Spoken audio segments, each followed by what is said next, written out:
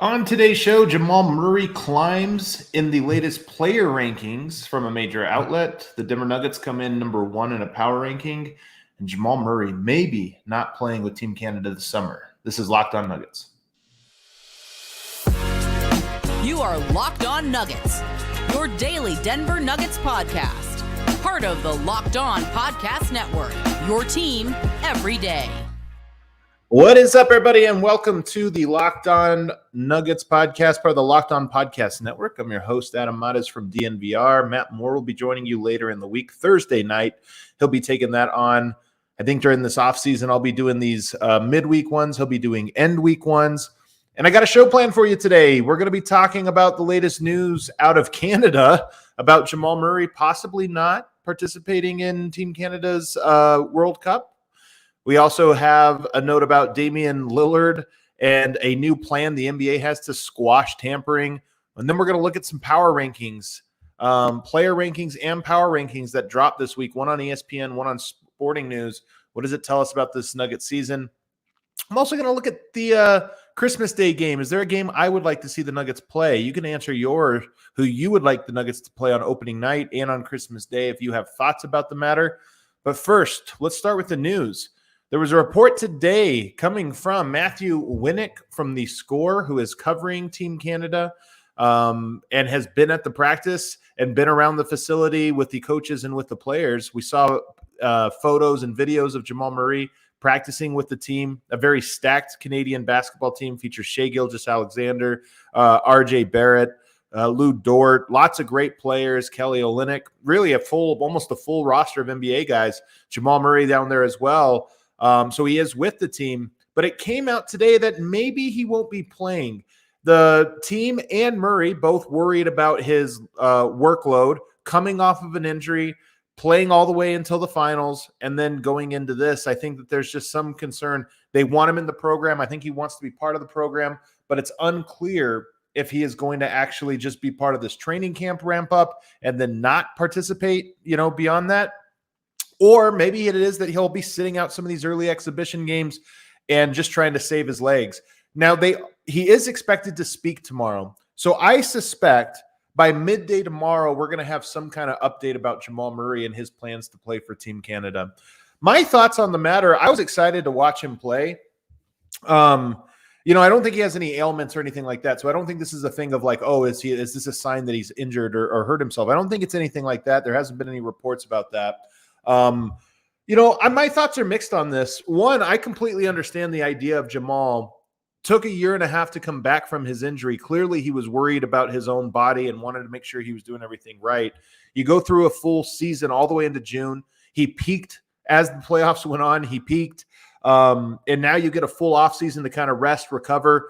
I think if you look at the Nuggets and Jamal Murray in particular, they are poised. You never know. But they are poised to have another deep playoff run next year.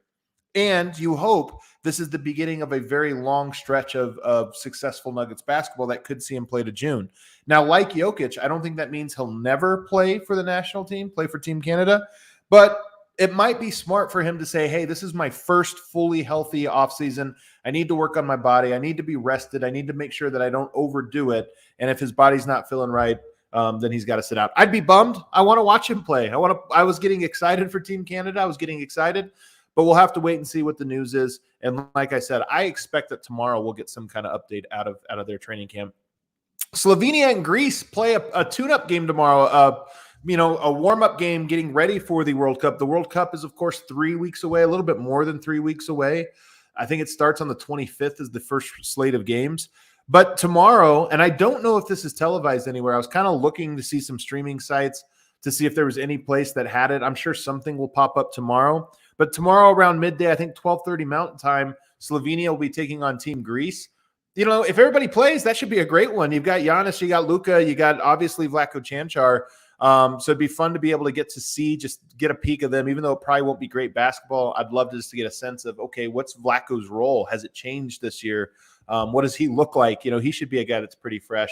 So these games are starting to come around the corner, and we'll start to have more and more to sort of report and talk about in terms of seeing our guys play. The Suns released an association and icon jersey. If you recall, that's just the name that Nike gave the standard jerseys. So for Denver, the association, I think, is the navy. The icon is the white. Regular, just home and away jerseys. We used to call them home and away. Now they're not really tied to whether you're home or away. So they just call them association and icons. But those are, we'll call their default, not their alternates, but their main jerseys. The Suns got a new updated one. I did hear from a source that today was the last day to announce if you had an updated association and icon jersey. So I believe, take this with a grain of salt, I'm only hearing this from somebody, that means the Nuggets will not be getting new association and icon jerseys this year. Well, I shouldn't say they're not getting new ones, because even if they're bringing back the old navy and white plain, regular jerseys, they will have the gold one, because when you win on the back of the collar, when you win a title, you get a little gold and then the number of championships that you have won, Larry O'Brien's that you've won. So Denver next year will join a very short list of NBA teams who get to have that on them. So in some ways it will be a new jersey, but it doesn't look like they'll get new base jerseys. I hope they're coming sometime soon. I definitely feel like we're about at the time when I wouldn't mind Denver kind of doing an update there. And I've loved their alternates significantly more than their regular jerseys. Let's be honest. I love the Suns jerseys, and I'm bummed that they get something cooler in Denver. Damian Lillard rule. The NBA sent a memo to all of the teams basically saying what Lillard is doing, which, by the way, many other athletes have done before him, demanding a trade and letting it be known that he only wants to play for one team. In this case, it's the Miami Heat. His agent, Aaron Goodwin, has come out and said, hey, he's going to Miami, and if you're another team that's not Miami, don't expect him to suit up for you. He's going to make, he doesn't want that, and he'll force his way out. Now, I'll say this first and foremost. I doubt if a team like, say, the Minnesota Timberwolves or Toronto Raptors or any of these other teams made an offer for him and traded for him, I highly doubt Damian Lillard really would say, fine, I'm not going to play, dig your heels in. A lot of this is just like posturing, trying to persuade, get you to go to where you want to be. But at the end of the day, most players want to play and they're not going to waste their prime. Nonetheless, we've seen this all insinuated. We've seen the reports come from Brian Windhorst or from Woj or Shams. But the fact that it's actually been pretty explicit with Dame, with his agent and everybody else kind of making it a little bit on the nose that, hey, this is the plan, this is the playbook. I think the NBA looked at that and said, hey, man, you're making us look bad. We're going to have to start cracking down on agents. First of all, the ability to find an agent is kind of an interesting one. Usually we're talking about who can get fined. It's coach, it's front office, it's player. But now to say, no, even an agent doing this, the NBA is going to fine. I think that's kind of interesting. But to be honest, more interesting is the tactics already worked. Brian Windhorst earlier today, or I shouldn't say work, appears to be working. Brian Windhorst today reported that nobody else is making offers. As far as he's heard, and the Miami Heat are operating under this assumption as well, that nobody's calling Portland and making an offer. Right now, it's really just the Miami Heat. And he said that it wasn't necessarily just because, the onus, the threat, don't trade for me because I just want to go to Miami. It wasn't just because of that, but also because Damian Lillard is old. He's been injured, not old. He's probably past his prime. Physically, he might still be able to play at that level in spurts. He's not like LeBron old, but he is still probably on the decline. And his contract, will continue for several years. So some teams are worried about, hey, maybe he falls off a little bit. So there's that. So I don't know. We'll see how this whole thing plays out. I have no idea how the Dame thing's going to shake out. Matt seems pretty confident that he's just going to wind up in Miami. That certainly seems like the odds-on favorite. So that would be kind of interesting to see. All right, we're going to do an early break because segment 2, I have a lot I want to kind of get to. There's some mailbag leftover questions in there. I also want to talk about sporting news. Came out with a top 30. You'll never guess who's number 1, and you'll never guess where they have Jamal Murray. I think both of those things will be interesting on the other side. But first, I got to tell you guys about our presenting sponsor today, Ibotta. Finally taking that summer vacation you've been planning but dreading about buying all the necessities you need before takeoff. It's time to start spending your hard-earned money without getting anything in return. Enter Ibotta. Ibotta gives you cash back on hundreds of grocery items from produce to personal care to pantry goods, so you can make sure you're beating inflation no matter what you're purchasing. Either link your loyalty account or upload your receipt after, and you can get cash back. It's that easy. The average Ibotta user earns $120 per year. That could cover the cost of an entire shopping trip, or you could use your cash back to buy that flight you've been looking at but haven't pulled the trigger on. Other apps give you points that don't amount to much, but with Ibotta, you get real cash back that you can cash out at your bank account, PayPal, or use on gift cards. Right now, Ibotta is offering our listeners $5 just for trying Ibotta by using the code LOCKED when you register. That's LOCKED. You get $5 if you use that promo code. Just go to the App Store or Google Play Store and download the free Ibotta app and use promo code LOCKED. That's IBOTTA at the Google Play or App Store and use code LOCKED. We'll be right back with more Locked On Nuggets.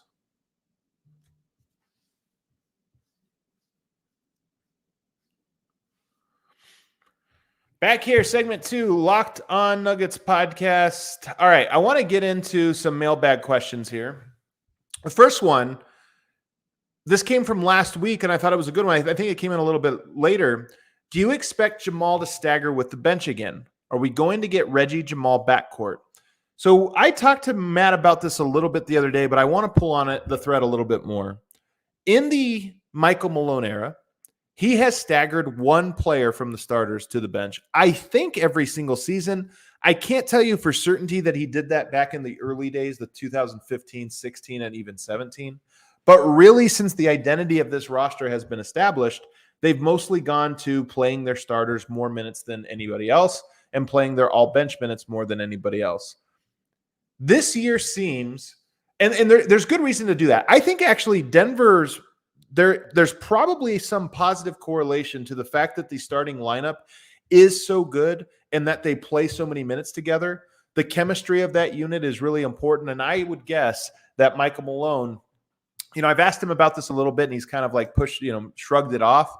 But I would bet that this is very intentional for him and that he has a core philosophy, maybe one that even came from, his father and just the experience there. It could be like a passed down, like, hey, this is the thing you need to know. Keep your best unit together. Let them play a lot of minutes. This year, though, will be interesting because I think you can make some of your best blended lineups that we've ever seen. And I think that the bench unit is probably going to be as dysfunctional or unnatural as we saw last year. So what do I mean by that? Last year, the unit, I don't think had like a great identity, whether it was with Bones, whether it was with Reggie, whether it was with Bruce. When you put all of the guys that they had last year, the bench guys with no starters, it was pretty dysfunctional. And even when you gave them one, just Jamal Murray go out and save them, that wasn't a very good option.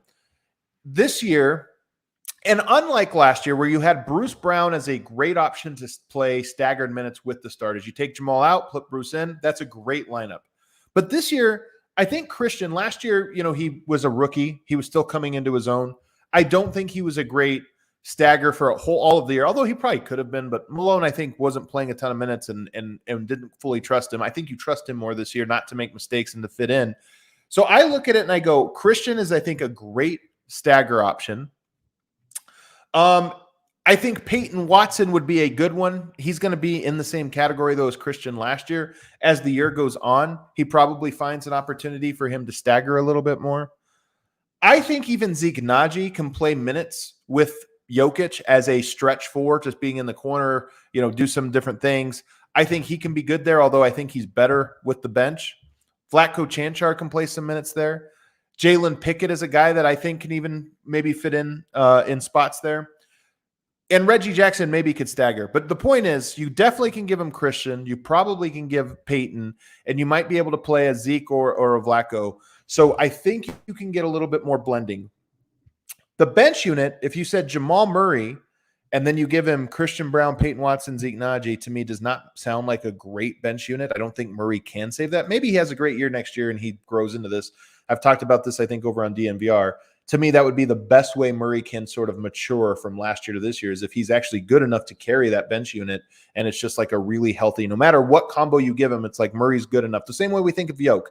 Doesn't matter what combination of players you give him, he's probably going to make something out of it. If Jamal could rise to that to where it's like, nope, he runs that bench unit no matter who it is, that would be great. But short of that, Jamal and Porter, Jamal and KCP, KCP and Gordon, like there's different combos you can start to throw out there where I'd go, okay, now the bench can make a lot more sense. They can have an identity. So to answer the question, I do think Jamal will stagger, but I hope that Michael Malone staggers more than he did last year, not just the one player. How quick of a trigger should Calvin Booth have at the deadline should the young experiment fail? If it does, do you go for proven veterans or go for a new batch of young players and hope they pan out? Well, I don't think you're going to trade your young bench for another young bench. One thing about Calvin, he's very confident in his guys. And while he may move on, I'll answer the first part of the question here in a second about the quick trigger. While he may move on from players like a Zeke, I don't think he'll move on from a Christian, but maybe a Peyton or a Hunter or a Pickett or one of those guys. While he might move on, I would be shocked if he traded his young guys who he hand selected for somebody else's young guys. I just would be very surprised by that. The only scenario I could see is if things do go poorly and it's not just about, to me, it would have to be not just as Peyton Watson struggling, because I know Calvin really believes in him. And if he struggles, I just think he's going to be too hard for him to move on, even if it's like halfway through the year and he's not playing well. He's going to say, hey, let's get through this ugly patch. I still believe in my guy. But if there are injuries and there's all these other things that are happening where it's like, okay, now what assets do you truly have? Your young guys are the only assets you have, and you can't waste another year because maybe Aaron Gordon got hurt and you're going to miss so much of him and you can't survive the whole season or whatever it is, or Murray's hurt or whatever. Then you might have to trade those guys. But I think almost certainly you would be bringing in veterans. Or if it just looked like, hey, these young guys, they're not all going to pan out. We feel like we already have a read on it. Strother, one of those guys, but you're bringing in a veteran. You're not getting another young pick. So how quick of a trigger will he have? I think Calvin is too confident in his guys to have a quick trigger. It would probably need more of a disaster for the Nuggets if it was going to go that way. And then lastly, for this segment, I was thinking about the schedule is going to come out here in about a week and a half. I'm very curious where Denver fits on the schedule. Next segment, we're going to get into power rankings and player rankings that have Denver players and the Denver as a team. I'm not going to say shockingly high, but their respect is here. They're not going to be sneaking up on people this next year. They're not going to be underdogs as much as they were this year. So before we get into that, I do think that one of the things I expect is I think the Nuggets are going to be on TV more than they have been since 2010, probably. I think they're going to get more nationally televised games. They're going to be treated like one of the marquee teams. Watch, this is like every year I think this is true. But this year they won the title. I think it actually is going to happen. And their ratings were good when they were on TV. But I also think they're just going to get all the marquee games back on Christmas. I mean, they were there last year, but they're going to be back again. Opening night, not going to have to wait until, several days down the line or whatever. They're going to be on opening night. MLK, just all these marquee games. I think Denver is going to be there for them. So here's some of mine if I was picking. So first off, let's just say, what teams am I most excited for? This was actually harder to do than I thought. And I came to the conclusion that I'm only excited to watch 3 teams. Like, I'm excited to watch the Nuggets play everybody, but only truly excited for three teams, 3 matchups. And then I had 2 more that I was like moderately excited for specifically, but definitely in a different tier or different category. For me, in order, number 1 would be the LA Lakers. There's been all this trash talk. I think the Nuggets kind of own them. They swept them. There's hype around the Lakers as there is every single year. I think the Lakers are going to be my favorite matchup to see. I think number 2 is the Phoenix Suns. They have a nice rivalry going. It's clear these teams don't like each other. They're going to be 2 of the best teams. And then number 3 is the 76ers. Now, this one's a little bit unique, but the 76ers just have represented, a rival to Denver. But this is the first year 76ers have always kind of been thought of as the team that was closer. For whatever reason, I mean, they've had Jimmy Butler, they've had these different guys, but they've been thought of as the team that is closer, even though Denver has been the team that has gotten closer. This is the first year where that matchup will clearly be no, Denver's the top dog. I don't care what records are. I don't care anything else. They've gotten it done. And the same goes for the Jokic and Embiid. It'll be the first year where that hasn't been as much of a question who's better. Now it'll be one guy wins titles, the other guy does not. And so it'll make for, I think, an interesting dynamic. And then I think all the pushback about Embiid not playing in Denver for so long, I think he's going to play in Denver this year. I think he has to. He's definitely a guy that hears the noise. I think he's going to play that game. The 2 teams that were in the next tier for me were the Timberwolves, who I think this is the year where that becomes a rivalry. Denver, Minnesota has kind of been an off again, on again, off again rivalry. It hasn't necessarily been lately, but I think it will develop this year. And I also just think the Wolves are fun and a good challenge for Denver. And then the Indiana Pacers, not because I'm excited about that matchup in any way, but just because I am going to be excited for when the schedule makers bring Bruce back to Denver. My hunch is Indiana Denver is not important enough, and it's going to happen on like a Tuesday night in November. But I hope that it is like on a Friday night or something, that the schedule makers are Saturday night. They just make it sort of an event, because when Bruce comes back, he's such a big time Nugget that I hope he gets like his full ovation and all of those things. So those are the 5 games. Everybody else, like Portland, the Clippers, the Warriors, there's teams that I think are interesting. Dallas, but I don't think that I could rate them as especially more interesting to me than those other ones. Those other ones have a history. Warriors, Kings, Dallas, Clippers, those are just teams. They're good teams, and they'll be good games. Boston, but there's no history to me. There's no storyline there other than 2 good teams playing each other. And again, that comes out in about a week and a half, so we'll be covering that, maybe 2 weeks. Looking forward to it. All right, let's take a break. On the other side, sporting news is top 30 players going into next year had some surprise. ESPN's power rankings had some surprise. We'll do that on the other side.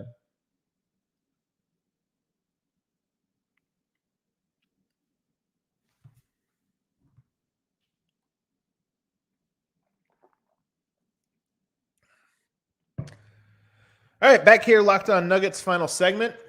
It's time for the Nuggets to get some respect. Let's go over to Sporting News, who just released a couple days ago their list of the top 30 players in the NBA. Number 1 on their list, Nikola Jokic.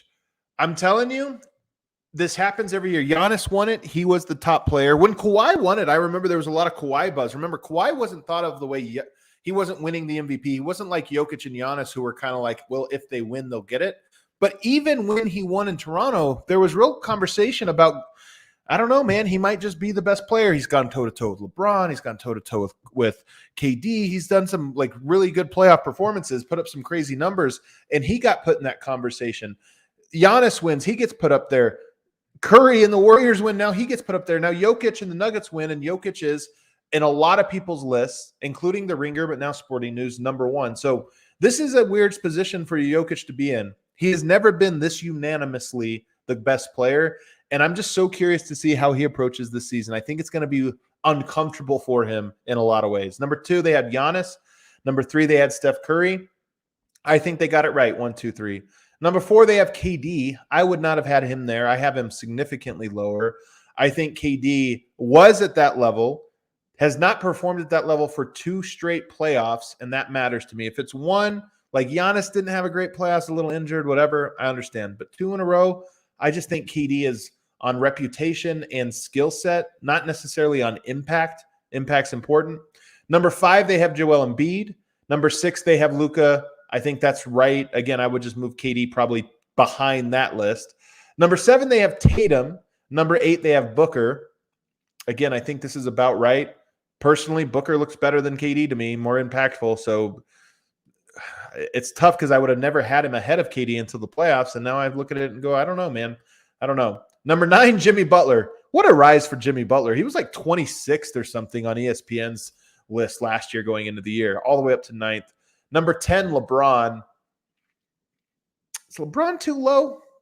I think LeBron might be too low. LeBron, to me, guarded Jokic. People always say, like, who guarded Jokic specifically the best? I think it was LeBron.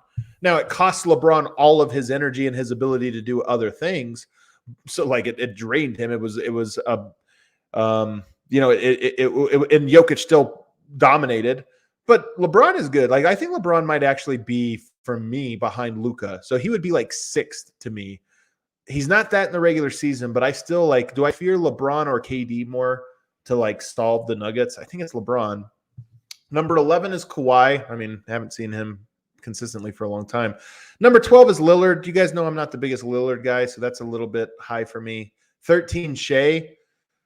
14, Anthony Davis. 15, Donovan Mitchell. And 16, Jamal Murray.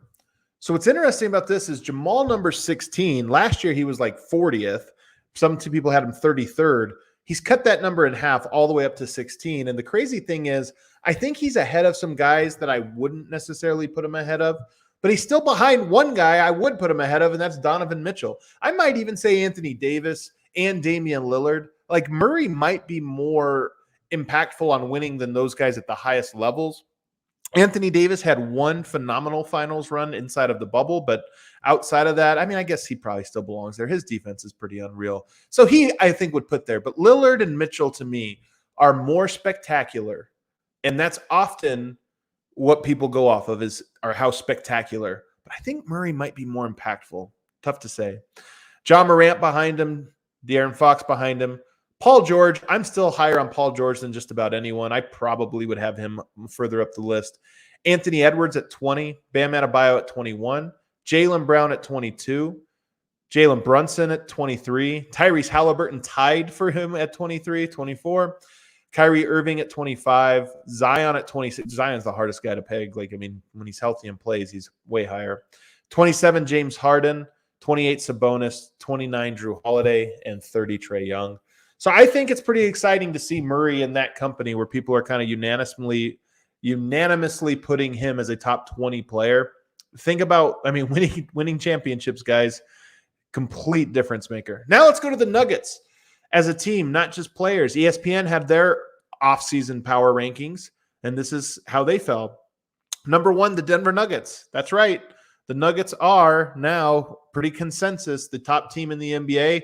Even with the loss of Bruce Brown, people still think, nope, Nuggets are the proven top dog. So, again, Jokic number 1, Nuggets number 1, Murray number 16. This is a different spot. The Nuggets have gone from nobody believes in them all the way up until the conference finals, like halfway through the conference finals, nobody believes in them, till all of a sudden everybody believes in them and everybody buys them. It's going to be a very different year. Prepare for it. Number 2, the Milwaukee Bucks. I found it interesting. They did have enough excuses last year with Middleton and then Giannis getting hurt in the playoffs. Like, there's enough that people can just write that off. I still don't know if I fully write it off, and I don't know if I believe the Bucks to be the number 2 team. But I will tell you what, they win easy in the regular season, so they're probably going to have a great record. Number 3 is the Boston Celtics. I think that's probably right. Number 4 is the Phoenix Suns. A little surprised they're that low, but, I guess we'll have to see it. Number 5 is the Miami Heat. Maybe they're counting on Damian Lillard to go there, probably a little bit. If that's the case, I think the top 5 is going to be very, very fascinating. Then you get number 6, the 76ers.